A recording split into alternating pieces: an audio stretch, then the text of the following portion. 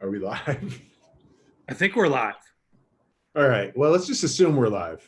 I think we're live. I think AJ stepped away, obviously, from his seat, but I see his shadow. there we There he go. is. I mean, this is as real as it gets in sort of the age of COVID. There's no fancy intro. There's no pre-production. Hey, here we go. All like popping on screens. Technical difficulty. If there's one thing I have learned in the last couple of weeks, it's patience. So it wouldn't be a happy hour if we weren't a couple minutes late. I apologize. The hosts were late, but I think we're live.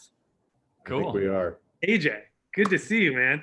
Good to see you too. I've heard you a lot on the phone. I've never seen you. You're just as beautiful as you sound, man.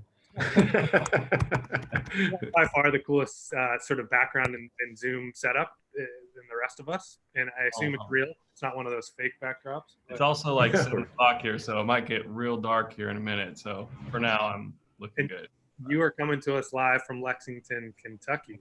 KY. Right? That's right. Beautiful. Bourbon country, which is why we are all here. Among many other reasons, it's Friday. We want to hang out with some friends virtually. But excited to catch up with you, talk all things bourbon, whiskey, and we got a few other fun questions we want to throw your way. But it's great to reconnect with you. We have been working and talking with you for quite a number of years at this point. I wouldn't say years, maybe the last 2. And figuring out, you've been doing some stuff for our journal, and we've got some fun projects coming up. And we figured with the launch of this new happy hour, there really is no better person to catch up with than a guy who knows bourbon like the back of his hand, who lives in Lexington, Kentucky. And as we've been sharing with the folks that follow Huckberry, the producer of Neat, one of our favorite documentaries for many reasons. So good to finally see you face to face behind this virtual sort of world that we're all living in right now. Yeah, it's wild. No happier guy to join a happy hour than AJ. That's right. Yeah, that's right. So AJ, for those people that don't know, we've obviously shared the work that you've done with Neat. Obviously a big bourbon fan, and we're going to get into the bourbon, and we got some recommendations. Arlo and I both went out. Arlo got his bourbon delivered. The handmade face mask and ran to my local liquor store today and picked up my bottle. And it tastes better that way. Yeah, the tale of 2 bourbons. So we'll get into that, but really quickly, give everyone the quick, I would say, like extended elevator pitch. So not quite 10 seconds, but not like the full biography. Who you are, what do you do, why are we all here? AJ Hochhalter is how I say my last name. I always have to start there because it's wild. I didn't want to admit that because we've been talking for a while. But people got the email address wrong multiple times, sending me the link to this just because it's so many H's. So there's so many H's. Start there because that's where everyone's mind goes first. Can you say it one more time? Just because I know we're going to Hochhalter. Hochhalter. CH doesn't need to be there. It's Beautiful. Just there. Yeah. Beautiful. But yeah, I live in Lexington, Kentucky. I've lived here since college, but I've lived in Kentucky my whole life. I write music for films, commercials, documentaries. That's my main gig, and I love it. And one of the things that you get to know really well living in Kentucky is bourbon. And one of the things you get to know really well working on films is, as a composer, are directors, production companies, people that you work with. And so 4 or 5 years ago at a film festival, I brought some bourbon to some of my best friends, and as a thank you for letting me work on your film, but also congratulations. And we just got to talking, and a lot of questions. What's the difference between whiskey and bourbon? And I kind of knew, kind of didn't.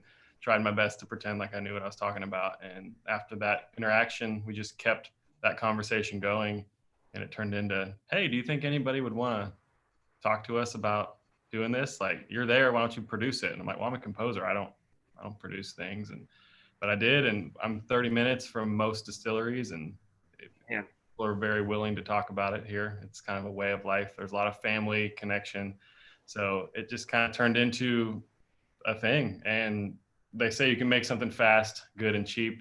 And we made it hopefully good and very cheap. So it took us like 3.5 years to get it out the door. But I mean, we can attest it's good. For anyone that has not watched, I highly, highly recommend pace yourself while you're watching it. I can say when I watched it by at the midway point, I'm like, holy shit, I should probably. Right. Well, that's how our we had a big premiere here at the big Kentucky theater with the big matinee and everything, and people are so excited. And before they're even in the door, I was like, oh man, like this is not like, because the first like 10 minutes is like a bourbon anthem. It's just like it just hits with like beautiful, pours, and like, man, we need people I watched. It's just a quick refresher. Like I watched the trailer today, and just the trailer alone, like I took a shot after that. Yeah. You kind of have to. Yeah. No, so I mean, we released in 2000. Man, days are running together. 17, and then we did our official release, on iTunes at the end of 2017. So. Got it. Yeah. So, and since then, I'm still doing the film thing. I have 4 kids, so I'm homeschooling right now, which is, kind of the majority of my life. It's fun some days. It's like it teeters, it's like 10 minutes, like this is great, like I'm awesome at this, and the next 10 minutes it's like I just want to go outside, like everything's falling apart. So the bourbon's never been more important than exactly. Yeah, 9 a.m. it's sitting over there. I'm like, all right, just wait, I will get to you later. I'll say Arlo, Arlo, our senior editor at Huckberry, we haven't done his proper introduction yet, but I do want to put Arlo on the spot too, who has 2 young kids as well. And typically Arlo in our day-to-day meetings is in his closet with the door pulled shut, and you can hear his 4-year-old daughter knocking on. I heard that too, and it made me like instantly connected. I'm like, I'm in my office now, but I wasn't earlier. And I got an 8-week-old, so I've gotten feedback that that's right. I've been on meetings and the camera's shaking. So you're in that constant bounce mode. Yeah, your body's just constant. Yeah, exactly. So AJ, we did a quick intro, and just to kind of close the loop there, like the documentary is called Neat. Yep. You can find it in a number of places. Amazon Prime, which I think you didn't have it before COVID. You probably have it now, but that's a place. It's on Prime, iTunes. It's on the Google Play Store if you're doing that. It's on Hulu if you're a subscriber there. You can stream it there. Don't watch it now. Like, stay with us. But yeah, exactly. On YouTube too. I think you can pay to watch it on YouTube. So stay on this and then watch after. Yeah. Before we jump into, like, we're gonna get deep into bourbon, and we got a lot of questions. Arlo and I have both been rapping back and forth. We're not only bourbon fans, but we also admittedly want to learn more. And so no better guy. Talk about virtual education. This is our type of virtual education. So before we dive in, give us a real quick. So we asked you for this happy hour, what should we drink? Mm-hmm. And I'm sure you get asked that question a lot in a lot of different varieties and a lot of different circumstances. You chose an Elijah Craig small batch. Mm-hmm. Give us the quick reason why that was the bourbon you recommended we kick off our happy hour with. I think everyone can, like, especially now, what you can find is more important than what you want sometimes. I love this and I can find it. So that's when I went to what could people find nowadays, running around. I don't want to give someone this unicorn to look at and they're like, oh, it must be nice. Like, yeah, I'd want to drink that too. So Elijah Craig, I can always find it. It's above 90 proof, which I feel like for the price and the proof, it's never going to disappoint. And you can always find it. So that's why I picked it for this, but I like it for a host of reasons. It's good to drink neat because it's right above that 90 mark. Anything under that, I don't enjoy drinking neat. But it's not too hot to where you can't have a second glass and not be, completely out of it. So it's right at that sweet spot where you can make a cocktail with it, but you can also drink it neat. And it's definitely an oaky vanilla. It's not super complex, and I don't mean that as a bad batch on it. It's bourbon. It does what it does, and it doesn't try to do anything more than that. So Arlo, you drank it before? I don't think I've ever had Elijah Craig before. I'm gonna open mine. Yeah, I'm gonna open mine too. It's been sitting in my closet with me for like the last 3 days, and I just looking at it and I'm like, I can't take the plastic off of it. Last week I waited to do the unboxing but today I'm like, I'm diving. Okay. Well, I watched the last live. That's why I kept it on. I was like, yeah. I saw the rule. Ooh, I like that. Oh, luckily we got a few folks watching. People that are in the chat, what are you drinking? We want to hear from you. Anyone else pick up the Elijah Craig? kind of following along. This is a, yeah, it's funny. There's all these whiskey names. Elijah Craig is a pretty damn good bourbon name, I gotta say. I mean, like that's clearly somebody who knows how to make bourbon. Somebody named Elijah Craig. Y'all know like the legend or the true story or whatever word you want to use for. Well, yeah, I did read the Wikipedia entry. I actually have this also, just FYI, in case you guys have any questions. The, I mean, I need that. So you're gonna pull a zinger out, right? yeah. Journalism. That's right. We have a trivia question about it, so I don't want you to give away what he was arrested for is the key thing. So I'll let Ben get to that. But Yeah. I do know he was the father of bourbon, right? I mean, that's one of his titles. He's a Baptist minister too. Got people chiming in. We got a Blanton's shout out. We got a High West shout out. Nice. Four Roses, a Heller. We got someone saying Pappy 12. I happen to know who that is. There's no way he has Pappy 12. Say if it's a 12-year, it's called Lot B. It's Van Winkle Lot B. It's not technically Pappy. So we'll get you. We got Bullet. Bullet. That's been my go-to for quite some time. Yeah. So people will keep chiming in, but glad to know we got some fellow whiskey bourbon drinkers tuning in. And yeah, I had never had the Elijah Craig small batch until 3 o'clock today. So I think you said it really well. Like it's not overbearing. It's great neat, but it's just a good damn bourbon, and that's okay. It hits you with vanilla, and you feel like it's there, and it doesn't stick around and have any weird like floral finish. It's just like gone and ready for the next sip. So yeah, I love it. Real quick, we're going to, for anyone that is watching and that is in the chat, we're gonna catch everyone off guard. Hopefully, we're gonna give a random $50 Huckberry credit. We got a trivia question that we pulled from Elijah Craig. Anyone that, and Huckberry is gonna drop the link into the chat in a minute. But question: if you answer it right, the first person we're gonna throw Huckberry credit, $50 your way. So everyone get ready that's chiming in or that is actually watching on our chat right now. I'm going to ask the question. You'll see Huckberry show up in the chat box with a link. First person to comment on that link is getting $50 Huckberry credit. This is the first time we've ever done this. This is completely unprecedented. This is live TV. Anything could happen. Anything. Elijah Craig was arrested and jailed in 1768. What was his crime? AJ, you can't play. First right answer, comment on that link, is going to get $50 Huckberry credit. So be on the lookout. You'll see Huckberry drop the link in the chat. First person to answer there. Let's go. We're not going to take the time to announce the winner right now because we got things to talk about. But hopefully we're jumping in there and playing a little history. Let's get into bourbon. I mean, that's why we're here. It's happy hour. We're talking with you. I mean, I don't know about you, Arlo, but when AJ said he lives within 30 minutes of all these distilleries, pretty enviable place to be right now. And all we're big bourbon whiskey fans at Huckberry. So let's get into kind of the meat of it. We got a few questions that we've been talking about internally, and we've sourced some questions. So AJ, if you're good, let's get our education on. Let's do it. Let's get some learning going. We talked a little bit about like the taste profile and why you chose Elijah Craig as sort of something that all of us can hopefully find. But diving a little bit deeper into the history of Elijah Craig, what makes this bourbon and I guess the name and the person Elijah Craig unique?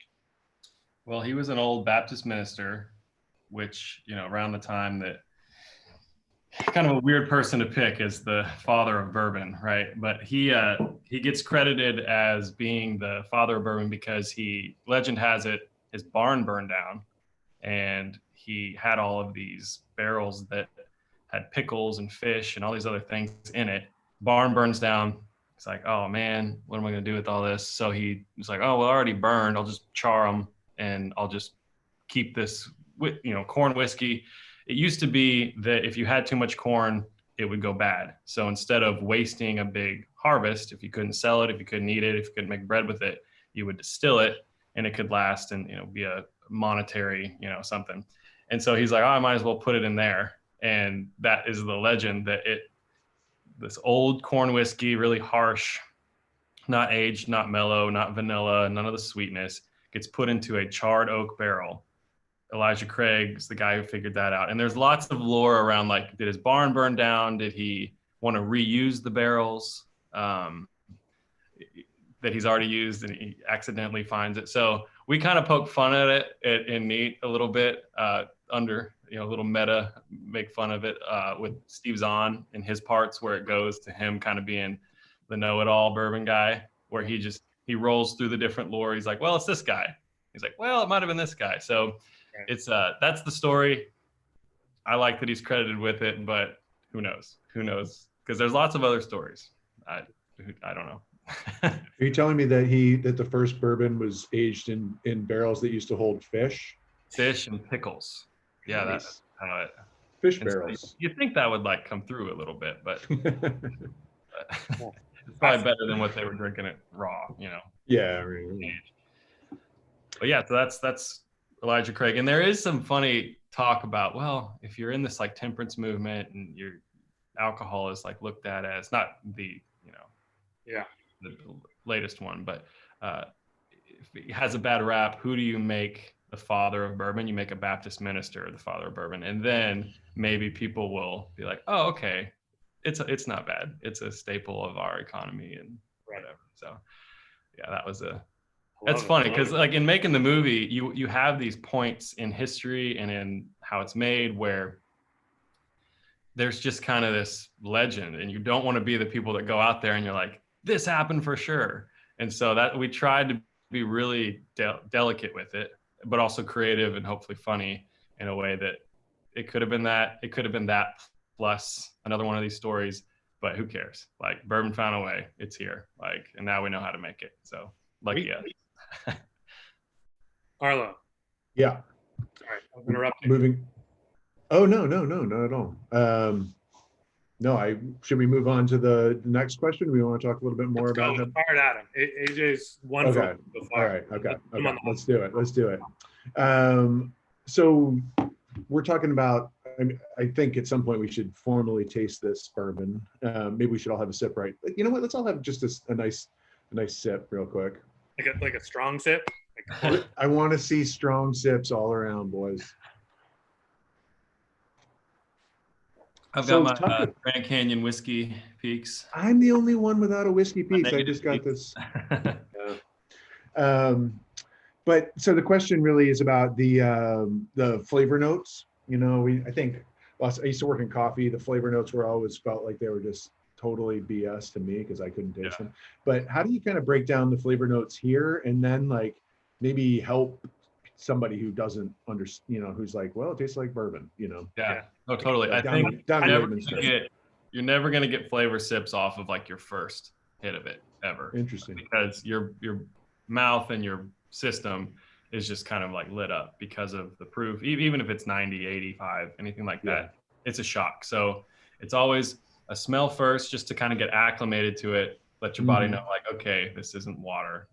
We skip that step, Arlo. We just smell it with your mouth open. I know. No. Not water. You can drink it like water, but it's not water.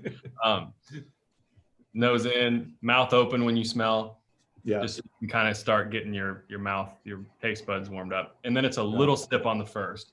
Okay. That was my problem. I know. You're like, oh.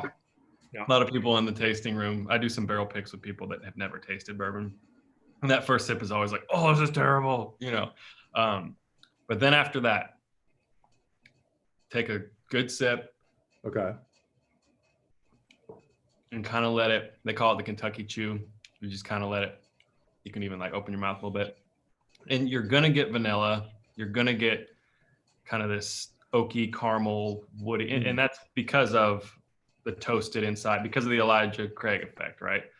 Okay. Just like when you do a marshmallow, you get that crispy black. That's what you're tasting on the wood. Oh. So you're always going to get that. Anything after that, even I have to think super hard about all these. When people are like, I taste a new tennis ball and notes of. I've been with those people, and I'm like, I don't. at all. I don't know where you're getting that. But really, you have to side by side. I think tasting a bourbon by itself, all by itself, and that's all you've had, you're not gonna, like when I did the article for the best bourbon Halloween candy pairings. Like if you just do one, it's so hard. You have to like jump from like an Elijah Craig to a Buffalo Trace. And then you're like, oh, now I have a base. Now I can tell, I can still taste the vanilla. I can still taste the oak. But that one's kind of like, I don't know. It's kind of got like a grass taste to it. It's just a little different. And it lasts longer in my, like when I take a sip, the flavor stays in my mouth longer than, this has a very short finish. So you wouldn't know that until you had something else. When we're drinking whiskey, we should ideally drink two at the same time. If you're gonna get into like I think professor talk, then maybe. But yeah, I'm not gonna go out and say that you should always drink with two hands. But so just to recap quickly what you just said. So the proper way of tasting: smell first, small taste second, then a bigger taste. Then go for it. Then the Kentucky Chew. The Kentucky Chew. You got to remember the Kentucky Chew. And everybody's going to have their own like variations of that. That's how one of the cool parts of making the movie is I got to sit down and ask the questions you're asking me to 50 different people who are master distillers, people that have worked for distilleries for their whole life. And you kind of take find it what you like and you see what works for you and you take what everybody says. And that's kind of what I've come up with and it works for me. Yeah.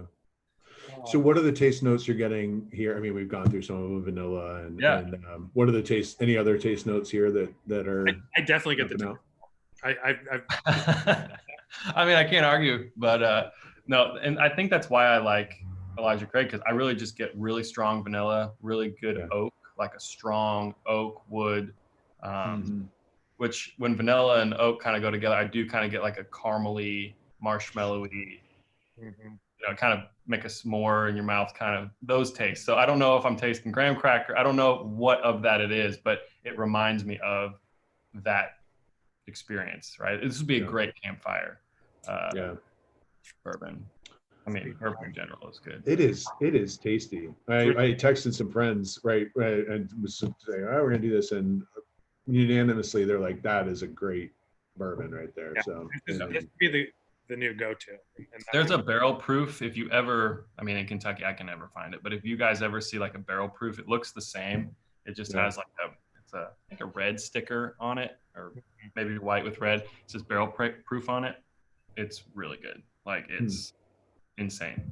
It's insane how hot it looks. It'll be 118 proof, but it will sip the same way. It won't kick you. It's good. So be on the lookout. Look for that shape and get it. Moving to the next question, just to keep this ball rolling. Let's move it along. Next question I've got for you. And this was one internally. Like, should we ask this question? Is he going to judge us if we ask this question? What are some of the questions? Do I look good right now? That's the question. I love bourbon. I drink a decent amount, and in my head I'm like, I know all about bourbon. And then someone's like, what's the difference between bourbon and whiskey? And I'm like, shit, I should be able to answer that. What are some of the other, and we don't need to go into like deep detail on all of the answers, but like, what are some of the other questions that maybe you've gotten in some of these tastings that you've done that people are afraid to ask? Like one that I was afraid to ask, a couple of years ago, is like, what is the difference between bourbon and whiskey? And I still can't answer it that well. Yeah, that's a big one. That and like, what is it? What are the rules of bourbon? Like once somebody knows that there is a difference between bourbon and whiskey, it's like, okay, what makes bourbon bourbon? Right. How does that work? So I'm going to put myself on the spot, like quickly, like bourbon is whiskey. Whiskey's not bourbon, but bourbon is whiskey. Right. Bourbon is it has to be made in the United States. And it has to be made of at least 51% corn. Yep. I have that pulled up on Wikipedia. Yeah, I'm like, no, Ben, like you're doing like, oh yeah, 51% corn, clearly. By memory, but like we've got a great section of the film that does like the ABCs. A is American made. The B is barrels. It has to be a new charred barrel. Right? Interesting. We export to other whiskey companies, to tequila Right. companies. Like, so Hmm. B is barrel, C is corn, 51% corn. D is distillation proof. So when it comes off the still, it can't be over 100 and somebody's going to get me for this one. I can't remember the exact number, but there's a certain, I think it's like 120 or 130. It can't come off the still higher than that. Got it. I think it's 160. Basically, what that means is you're trying to create like this character of like corn. Corn is sweet. Corn is robust. If you smoke it off the still at like 180 proof, you're going to crush all of that grain character. It's just going to become like, you know, it's going to become like a hand sanitizer, right? So that's another one. E is entry proof. It can't go into the barrel at a high, you know, it's over 100. These numbers are escaping me. It's entry proof. That's where it gets really deep. And then the finish, it can't be, you can't add anything to it. So you can't put other flavors in it. It's just the wood, the age, and the corn and the whiskey. And its nature is the one that gives it the flavor. So ABC, everyone should, like, ABC is like foundation. Everyone should know that. And then like D, E, F. Did I get that right? That's like distillation proof, entry proof, and fill proof. There's all specific really numbers. That's where, I used to know them like, bam, the numbers. 160s one, 80s another. I don't know. Like, it's at that point, it's. I like it. I think that's a great education. That I will never forget that now, because I like the ABC. That's a good one. It's a good way to look at it. The acronyms. Arlo, we got a good question. I think. Yeah.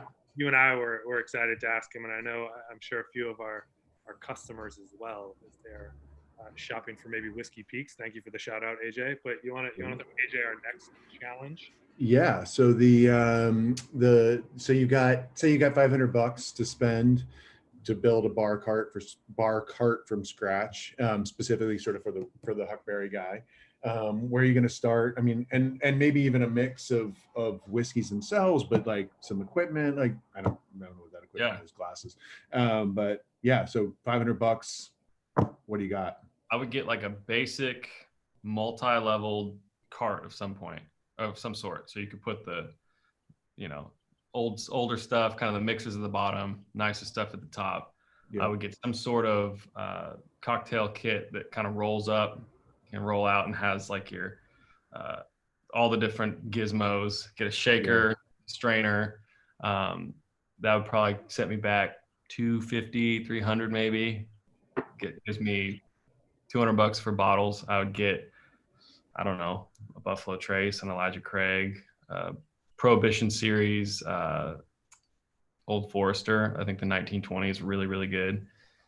That's about $100 together. And then I try to find that $120 bottle that's like my, like, I don't, you know, that one that everyone's looking for, which a lot of things right now. And then a 4-pack of Whiskey Peaks for $48.99.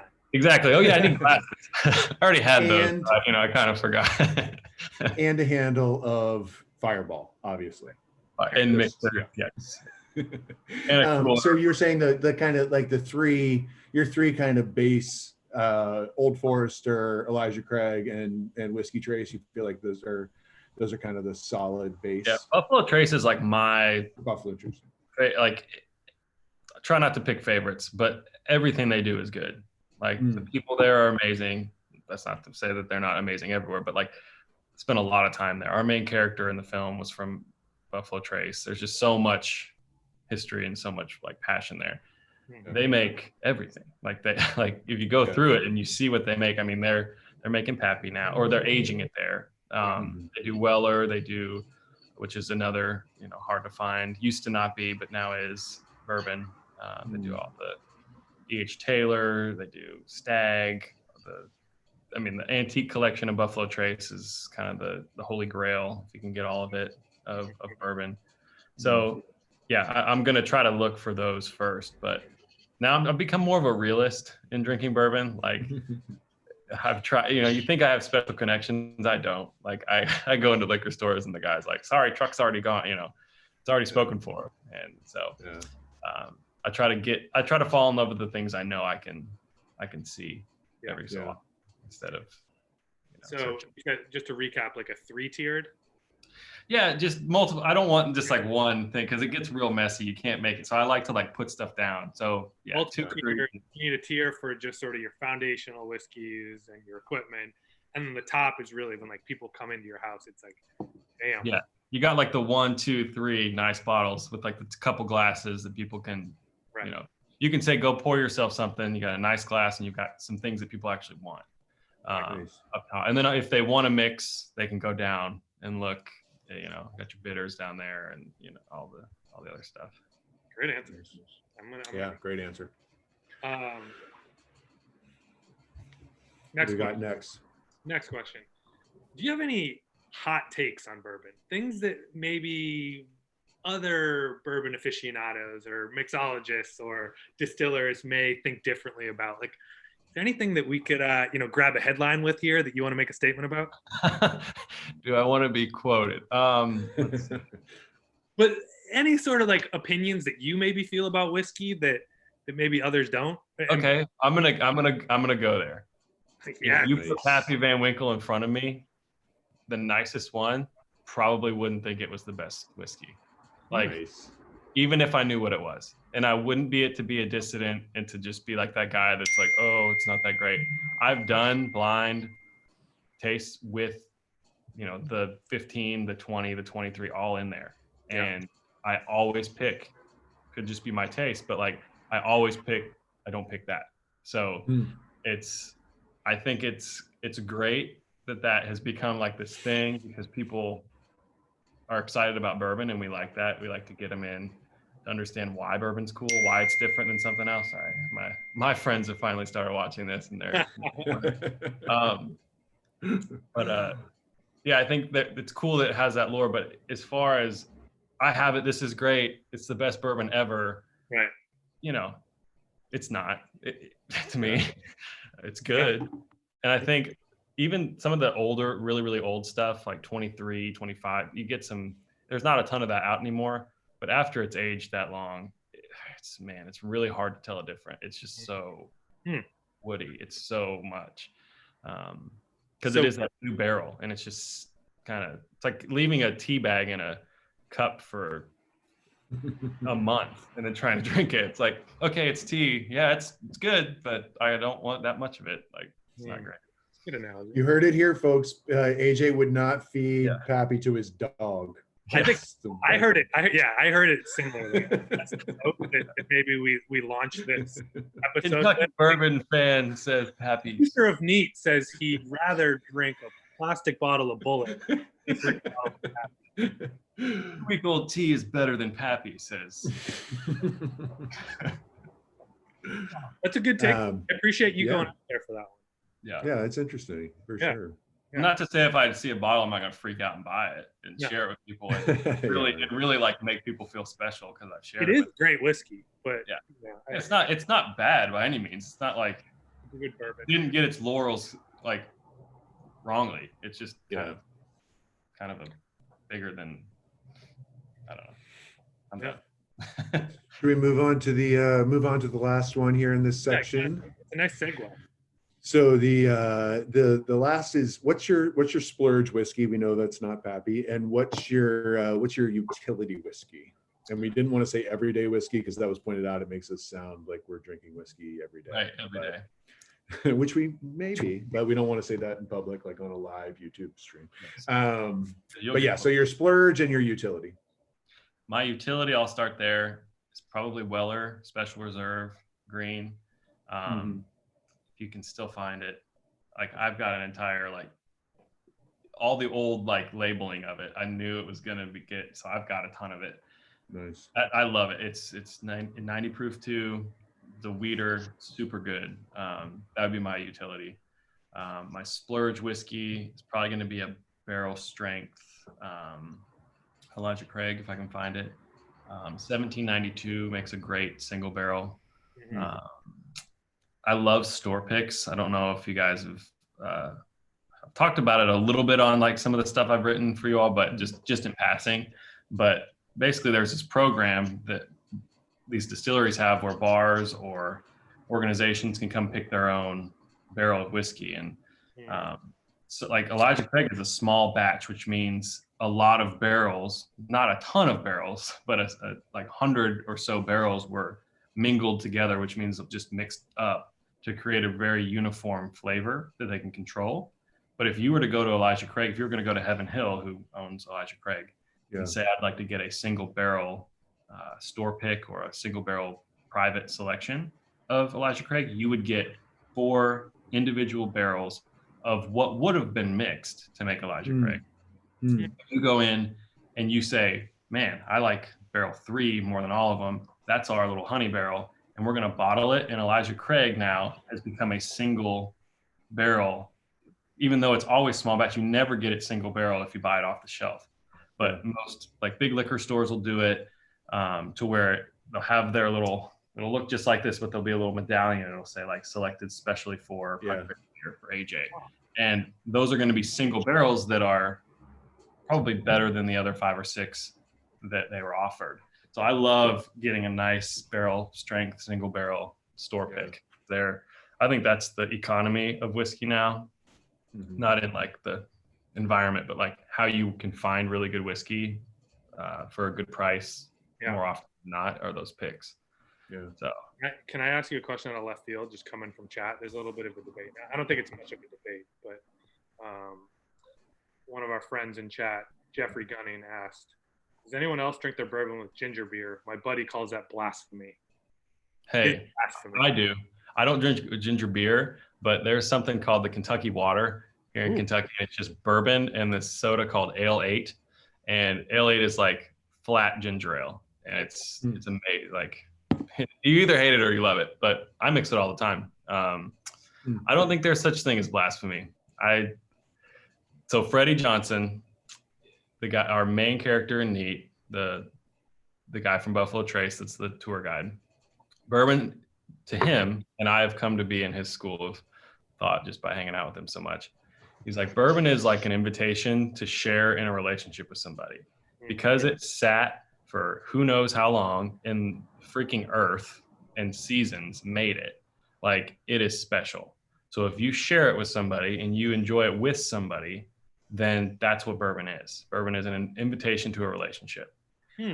So if you want, if I'm like, hey guys, come over to my house, get whatever you want, and you take something of mine and you want to have a relationship with me, we want to like be friends, and you know, you put some Sprite on the top of it, and I'm like, oh, like instantly you're feeling like, oh man, like I did the wrong thing. Now I can't connect with this person as well as I could have. But if it's like, hey, bourbon is bourbon, mix it how you want to mix it with. Now, there are smarter ways to drink like really nice whiskey, I think, than to dilute it with sugar. But if that's how you like it, okay, like there's no wrong way to drink whiskey. It's however you like. That's what Freddie would say all the time. So stoked to hear that because I have a can of Monster Energy drink just waiting to be poured into this glass. I don't know where that would send you. Your body would be like, Quarantine's doing some weird stuff to All right. So we're at about 40 minutes. We got about 15, 20 minutes left. So we're going to move on to a little less bourbon and I'm going to put you on the spot with the Would You Rather. And one of my personal favorites that we've come up with recently, and by we, I mean Arlo. So I'm going to let Arlo do the honors. And then as a good Would You Rather entails, you can't just choose the answer. You got to explain your why. So I'll leave it at that. We're going to move on to Would You Rather. It's a single question, so we got a couple minutes to debate, and then we'll move on to the next round. But Arlo, let's hit AJ with our Would You Rather this week. All right, let's hit them. I mean, this is a celebrity themed Would You Rather. No wrong answers. But so we've got 3. Would you rather sip gin with Ryan Reynolds, shoot tequila with The Rock, as we know, Dwayne Johnson, or drink vodka with Puff Daddy, Diddy? Which one of those are you going with? Man. Is it The Rock? Is it the star of Deadpool and that movie with the woman from The Blind Side and Speed, whose name I'm forgetting, or Diddy? What the hell is her name? Okay, I love hip hop. I started making music because I wanted to make rap beats. Started making rap beats, and they were okay, but they sounded too much, like too intense is what everyone would say. So I started writing music for movies. So you would think that I would pick Puff Daddy P. Diddy. Yeah. But I'm going to go ahead and say The Rock because I know nothing about tequila. I know really nothing about him besides he's a wrestler turned actor. I feel like the memories and what I could learn could be that's more out of left field for me. Out of the comfort zone, like, don't really know much about tequila. Don't even really love it, but I would love to hear why he got into it. I just feel like I'd love to see how his hand just like just I'd like to see how much he could drink before he and then I'd feel really sick because I would have like had drinks with The Rock and now he's got my back and he's it's true. That's a valid point. The Rock's amazing. I kind of veered off of where I was going. I also I won't give my answer yet, but like drinking with The Rock, I'd also be really interested in. He is just every time you see him, he's so positive and he's got his. I don't want to call it a shtick because I think he's generally like that good of a guy, but I want to see if the tequila opens him up a little bit. And you're like, oh, Rock's got a weird side. Yeah, let's get weird, Dwayne. All of us, tequila is one of those drinks that it can open up a whole different can of worms. So it'd also be interesting to see how much he could drink of it. Like, exactly. Yeah. Arlo, what's your answer? So you got The Rock. Yeah, you got The Rock. I gotta say, I mean, I was gravitating to The Rock, and I will throw in here that as we're all fathers now, Ben will soon discover this. You're about to get into a world of Disney and Pixar that you've never gotten into before, baby. And Moana has displaced the movie Chinatown as my second favorite movie of all time. I kid. But yeah, The Rock is amazing in that movie, and I mean, you gotta love The Rock. He's just you can't hate the dude.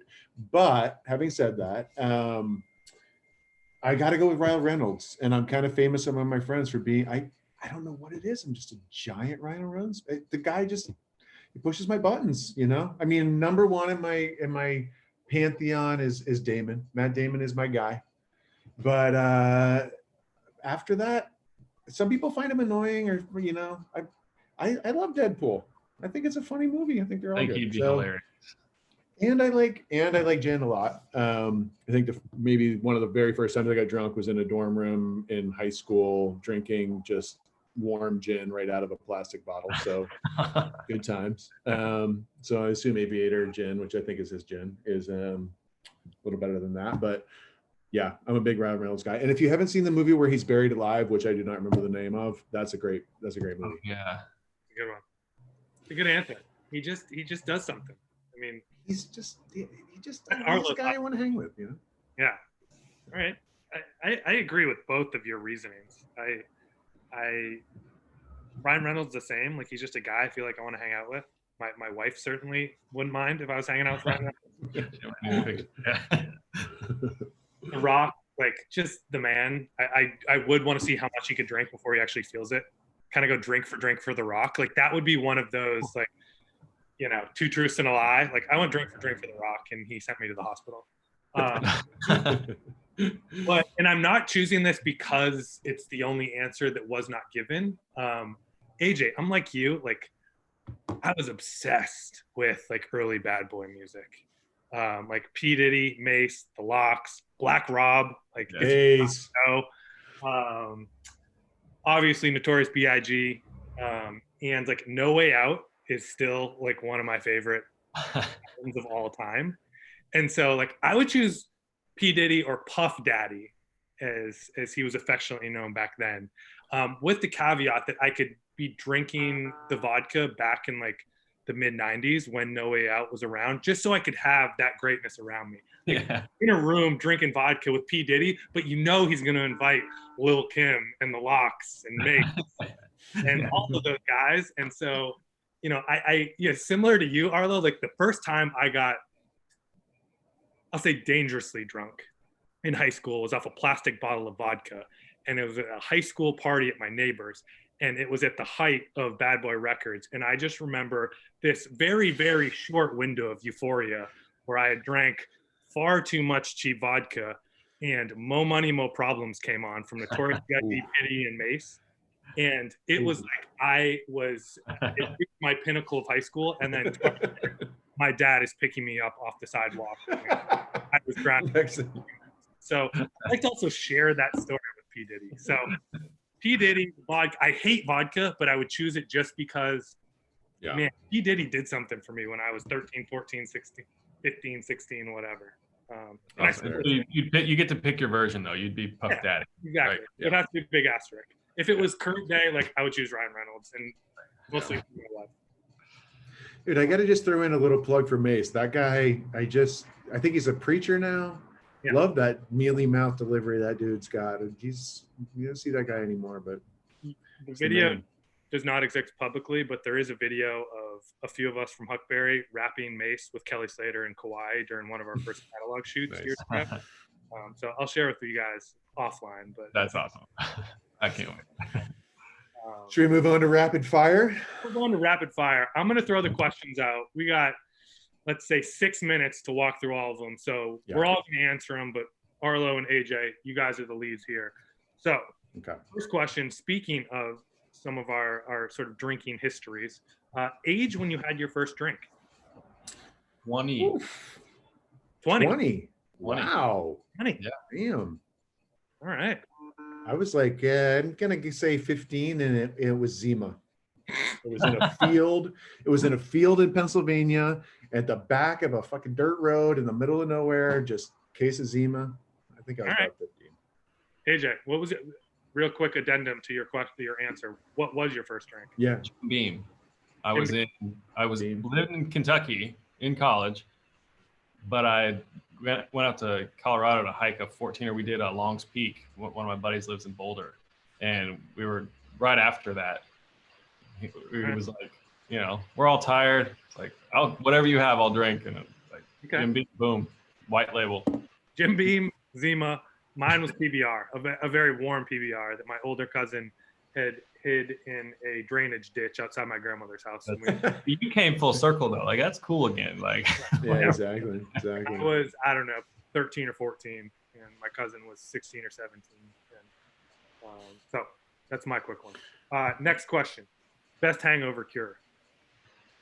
Oof, sleep. I mean, go. Let's you're keep it in order. Fourth, so that's not an answer for you. Right. I mean, food and sleep. I don't know. Like, I don't have any secrets here. No. All right. Yeah. Arlo, you got any? There's only one. There's only one, and it's Gatorade. And it ideally like an ice, like a ice blue, one of the weird color Gatorades. Glacier Freeze, yeah. Exactly. That's what I was looking for. Glacier Freeze. Gatorade, baby. G. That's the only thing you gotta need after drinking. Gotta admit, kind of boring answers. I was gonna say weed and weed. No, I mean obviously those. A warm PBR maybe. Yeah. A warm PBR. It is a boring answer, but I mean, come on, we're being honest here. Like a Gatorade is what's going to get you back on your feet. You don't want to give people false hope and say something, and they're like, yeah, and it doesn't work. All right. Exactly. Okay. AJ, dream bourbon collab, and it doesn't have to be. It can be completely random. Like, open the world up. Like bourbon and who? What's a dream collab you'd like to see? Oh man, Timberland, because I love him. He's my favorite person in the world. I just want to meet him. I'd have a reason to be like, hey, dude, like we should hang out, because I made this movie about bourbon. Have you watched anything he's doing in this quarantine? Timberland? Like Timberland, the guy who makes beats for everybody. He is doing like these verses, like where he'll call up Swiss Beats, and they'll just go on live, and they'll be like, hey, remember when I wrote this song? And you just see like from the 80s on, or 90s, probably early 90s on, like all these beats they've made for these famous people. It's amazing. I can't believe you said Timberland, because mine was going to be Magoo. Oh, well, see, we Bourbon and Magoo, Bourbon and Magoo. If you're watching, or anyone is watching, knows that. Yeah. I masterclass. I'm supporting the guy. Love it. I love it. I've never thought of a whiskey collaboration, so this one's kind of coming out of left field for me. I got to go with Matt Damon, bro. Love that guy. Love him. Matt Damon I don't know, man. I don't know. I got no good answer for this, so I'm just going to my go-to. I mean, AJ, I loved, like, you were just so definitive. Timberland. Timberland, easy. Yeah, I know. I had a left field. I didn't see that coming at all, but I love it. I like that. Yeah, that's a really tough one. Like, I know we've had this question on our agenda for a couple days, and I never even thought about it. I know, me neither. I never even thought about it. On the spot, like, what? I'd like to hear if people can chime in on the chat. Like, what would be a good bourbon collab? As wacky as we can get. Maybe we'll give a prize to the person who has the weirdest answer. I don't know. How about a dope like Goop collab with Gwyneth Paltrow? Like a nice like Goop bourbon going. I could see There's some Yanni eggs in there. You know, it's dude, one of the things that could work with Timberland. I'm stuck on this now that you got me thinking about it. I heard this crazy idea when we were talking about aging for the film. We were interviewing this guy, and they're like, "Yeah, we're trying to speed up aging because that's the part that takes a lot of money, and you lose a lot of, it evaporates, and so there's a lot of science going into it." And there's these people in New York that are like putting these huge speakers inside their rick houses and just blasting like heavy bass music, thinking that it will like, stimulate somehow with like frequencies. And so it's real. It's awesome, Timberland. You should try it. We're probably watching, so I'm glad that you said that. Can you imagine like this release? This, is called the whatever, and this is the song that played over and over and over for 7 years while this one was being released, or by 8 awesome. before it was released. I'm gonna think about that. I'm gonna. You guys can give me shit, but I'm gonna. I don't think we're being as rapid firing as we need to be. AJ, rarest bottle you own? Pappy 20. Pappy 20. Arlo? It's this Elijah Craig that's sitting right here. I got no rare bottles, I got to admit. I was going to say the same thing. I need to stock my bourbon. At least you're being honest. Collection up. So I did have I forget what it was, but an old Blanton's that was given to me a while ago, and I drank it with friends during a Patriots game and treated it as like Coors Light, and I regret that. So I don't have anything. A bottle of Blanton's. Yeah. I can hook you up with that. Yeah. Elijah Craig for Arlo and I is our rare. That's sad. I really should have read these questions before we asked them, because now I have no answers. So rare that Arlo got it delivered within 2 hours. Yeah, exactly. I found this amazingly this app called Drizzly. You probably haven't heard of it. So I knew it was before it was cool. And we are coming up on time, but AJ, Arlo and I completely botched our rarest whiskeys. Pappy 20 is your rarest. What about your most beloved? Like, what's a whiskey that you? Good call. My most beloved. We did a barrel pick of Four Roses when we started the film. Okay. And it was going to be like this thing that we would have our lot of it. We could give it to people that supported us, that helped us. We didn't fundraise with it, but it was just kind of like a fun thing to do. And it is so good. It's incredible. Everyone I let taste it is in love with it, even when they don't know what it is. I don't have a ton of them left. There weren't a lot of them to begin with. And I'm just, it's such a special thing, because it was like, the film wasn't even a thing. It was like, we're going to spend $8,000 to like get bottles. Like, what if this thing doesn't do anything? And to have it and look at it now, it's like, it's awesome. It's awesome. We got some good, a couple good, of course, someone said Joe Exotic bourbon. Alaka and Elijah Craig, I like that. So we got a couple good ideas out there. Wrapping up a couple rapid fire, and then we've got final recommendations before we go off into our Friday evenings. Favorite bar in the world? Yeah. Oh, the Violet Hour in Chicago. Violet Hour in Chicago? Yeah, it's awesome. Yeah. Okay. Check it out. Violet Hour in Chicago. My favorite bar ever. Oh shit! I can't believe I didn't read these questions beforehand, because I could have just been totally cheating. But my favorite bar, I got it right now. It's a Gold Cane down on Haight Street. People forget Haight Street is I live right off of Haight Street in San Francisco, and it's such a tourist trap. People during the day, but at night, right after like 9 o'clock, Haight Street goes quiet, and there's actually a ton of old school bars on Haight Street, and there's one called the Gold Cane. It's just a good drinking bar. They got Rolling Rock on tap. I'm from Pennsylvania originally. Yeah, I don't know. I would say that's my favorite bar ever. I know it's kind of right on the top. Park Bar. There's a bar in New York called Park Bar where I had some amazing times right off of Union Square when I was younger. But yeah, I'm gonna go with Gold Cane. Gold Cane, Chicago. Mine is Ted's, our neighborhood Good call. across from Good call. Huckberry headquarters. So AJ, next time you come, we'll take you to Ted's. Cool. My second favorite bar, I'm actually heading there after this, is it's called Palmer's. It's on Fillmore in San Francisco. It's a great cocktail bar. They have a great whiskey collection. They've been closed for the last month, and they just reopened yesterday. Not as a full bar, but you can show up at the front window and get a cocktail to go. So I'm going to go support them. So Palmer's and Ted's are my two favorites, and they're both in San Francisco. Last quick rapid fire question. We each have 10 seconds to answer this. First thing you're going to do when stay at home, quarantine, whatever you want to call it, lifts. Yeah. AJ. I'm going to go see my parents. They live in Louisville, and I've not seen them in a while. Even before everything started, I hadn't really seen them in a while. So I got a lot of little kids that want to see their grandparents, and I want to see my parents. So I'm doing a lot of the things I normally do. I can fish still, I can hunt still, I can do all the things I like to do. So that's the one relational part that I'm missing. So good answer.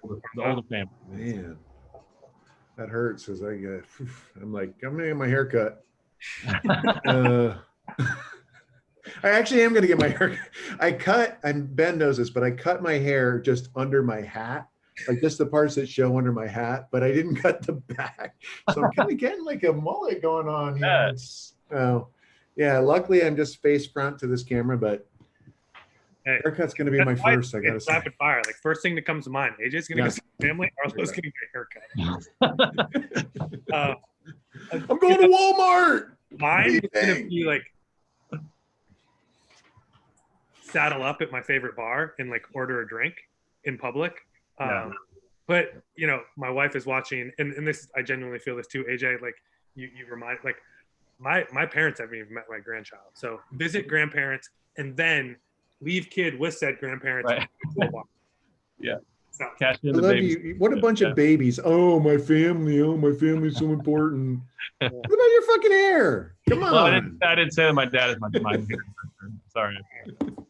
that wasn't quite rapid fire, but we got through it pretty quickly. These are going to be really quick, last hit recommendations. AJ, what is a book you would recommend? Either a book you're reading right now or the book that's influenced you the most. Give us a book recommendation. Obstacle is the Way, Ryan Holiday. You got that one. What is it again? Say it one more time. The Obstacle is the Way. All right. Sorry, what was say it once more? The Obstacle is the Way by Ryan Holiday. Nice. What about AJ, one more beer recommendation? We've been talking a lot about bourbon and whiskey cocktails. What about a beer that you love? It's a local one here. It's the Country Boy. It's a local Lexington. It's got one Shotgun Wedding. It's a vanilla coffee kind of like porter, but it's not like thick and syrupy like normal, like those usually are. Kind of lighter, and you can drink it. Good. That's a good one. If you're ever in Kentucky, Shotgun Wedding. Last question.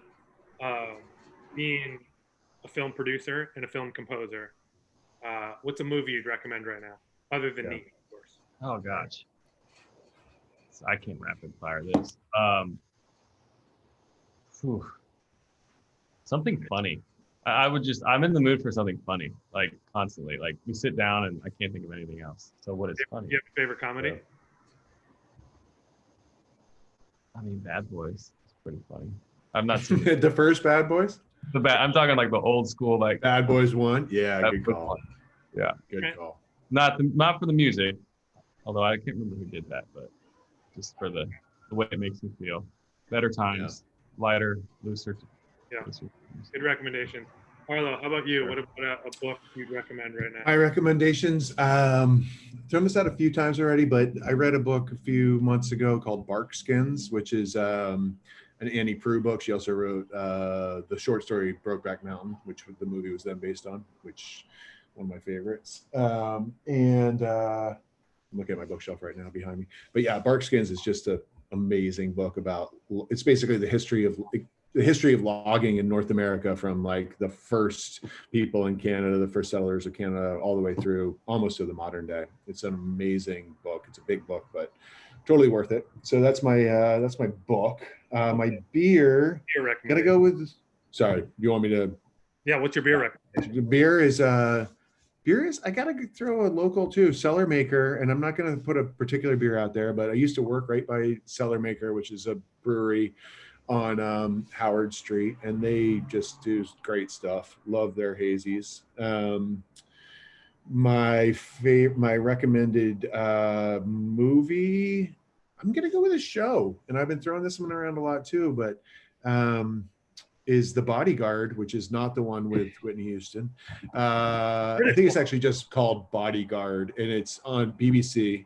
Great one. And it's an amazing show. And I'm not one of those guys like, oh, BBC, but I'm just gonna throw it out there because I think it was like it has some crazy statistic where it was like the most popular show in like BBC history or something. It's a great show. It's a 6-episode series. So that one's great. And what was the last recommendation? That was it. You nailed them. Okay, cool, good. So I did, unlike some of our other questions, did prepare for this one. So book I'm actually rereading is Endurance, Shackleton's story. I just need to I'm complaining about being in quarantine for 4 weeks straight. Like read Shackleton, that'll put things back into perspective. Like one of the great epic adventure expedition stories of all time. So I'm actually rereading Endurance. I did go local with my beer recommendation, but not local to San Francisco, local to, people are going to roll their eyes, but my hometown in Maine. I talk about Maine a lot, but everyone knows Allagash, and I love an Allagash white, but it's not my recommendation. It's actually, and I promise I actually did not do this because we're talking to you, AJ.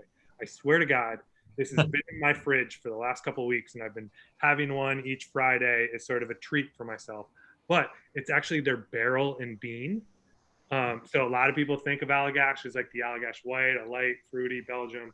But this is a Tripel aged in bourbon barrels with a little bit of cold brew coffee. So it's one of their special edition ones. My local specialty beer store had them, and so I bought a couple of I wouldn't say cases, but a couple of 4-packs.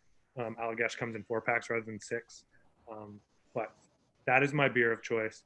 My movie, it's a tough one. Netflix. I think I shared this one also recently. I love the culture. My brother lived in London for a while, and neither one of us has really followed professional soccer in any sort of capacity over the years. We both played it, but didn't really care about the Premier League. And I know it's huge, but I've been watching the documentary Sunderland, and I may be butchering the name because I'm that much of an amateur, but it's about a soccer team in England in a very blue collar town. And they used to be in the sort of tier 1 Premier League, and now they've been dropped, I think, at least 2 levels. But it's just kind of a fascinating look into. Oh, this is the one where they're trying to get back. Exactly. They have that game. Yeah. Second season just launched, and I'm diving into that one. So even if you don't like soccer, it's fascinating. I think there's no better sports culture than soccer in Europe and in Great Britain in particular. So that's my recommendation. Cool. So, some good recs. We got some good beer. We got a couple good books. We got some good reading. This has been awesome, AJ. Long overdue. Yeah, so much fun. We could probably do this for a few more hours. Maybe we'll do. I know. I'm like, why don't we just get off the live and just like chat? Like, we each have a whole bottle of bourbon here. Yeah. Like, what, Turn the cameras off as we keep going. But AJ, we're pumped to have you with us on our second episode. It's an episode now, right? I mean, it's not like second annual. It's like you got yourself a series. Yeah, we got honored to be here. I think this week, if we do this again, it's truly a series. So thank you for helping us get to that point potentially. But it's been awesome to catch up with you. I feel more enlightened. I don't know about you are, but I feel educated. I feel more confident talking about bourbon. I do. And what I'm also excited about is this is just the beginning. not to peel back the curtain too far, but Arlo and AJ have been, for those watching, have been working on some fun whiskey content that is going to be hitting up very soon and will continue to roll out over the summer. So that is my not so shameless plug of what we've got going on. And again, watch Neat. Absolutely watch Neat this weekend. Grab a good bottle. Pace yourself. But AJ, this has been awesome, man. Yeah, thank you. It's been so much fun. Thanks for joining us, man. It's been, I know we've been emailing, and it was great to put a face to the email. Stoked to get some more of this content out there. So let's do it. The Kentucky Chew, Pappy's overrated. Bad boy for life. That's wrap it. I love it. Love it. Together, we smash bottles of Pappy together. We are bad boys. That's right. All right, AJ. Arlo, Nice. happy Friday. Stay safe. Happy Friday, y'all. Talk soon. Thanks, man. Later.